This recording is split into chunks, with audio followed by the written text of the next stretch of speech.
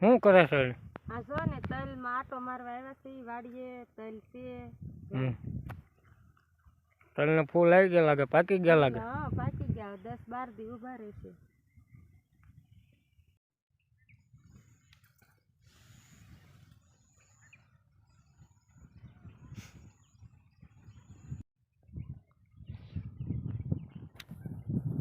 શું કરે છે? આ જો ને તલમાં આટો મારવા આવ્યા છે. જો દોસ્તો, આ અમારા તલ છે. તલમાં પાક ઉપર આવી ગયા છે. હવે એને 10-15 દિવસ પછી વાઢવાના છે.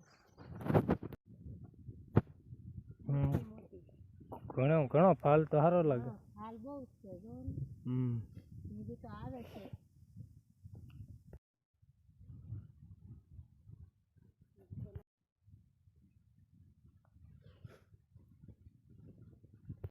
જો દોસ્તો, આ મગ છે અમારા. કેવો ફાલ છે એ જોઈએ. કેવો ફાલ છે લે. આ જો ને આવો ફાલ છે. આ અમારા મગ છે અને આ મગમાં એટલો ફાલ છે.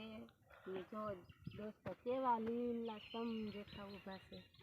મગની સાથે સાથે તલ પણ છે, લીંબુ છે. જો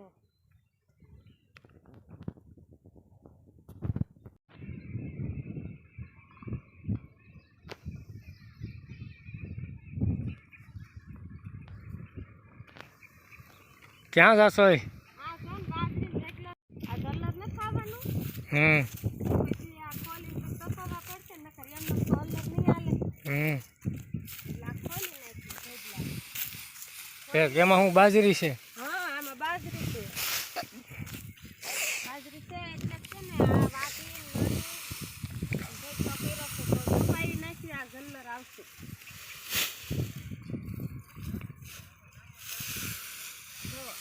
ક્યાં છે? ખોલ તારે દેખાય ને. ધવન એમ તો નીકળતા આવે છે.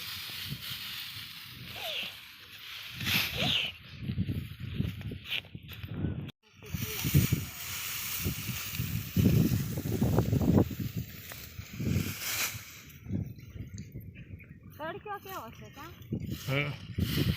વાડીએ તડક્યો નો બીજું શું હોય? બહુ લાગે છે તડક્યો.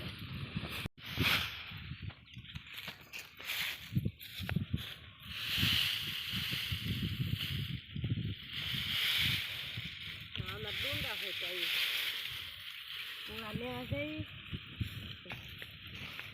જુઓ દોસ્તો, આ પીળા પડી ગયા છે. એ બધા તલ પાકી ગયા છે. હવે આપણે આને વાઢી લેવાના છે. પછી વાઢીને પછી ખેરવાના છે. આ જેટલા પીળા દેખાય બધા પાકી ગયા છે. જુઓ દોસ્તો, આ અમારા તલ છે.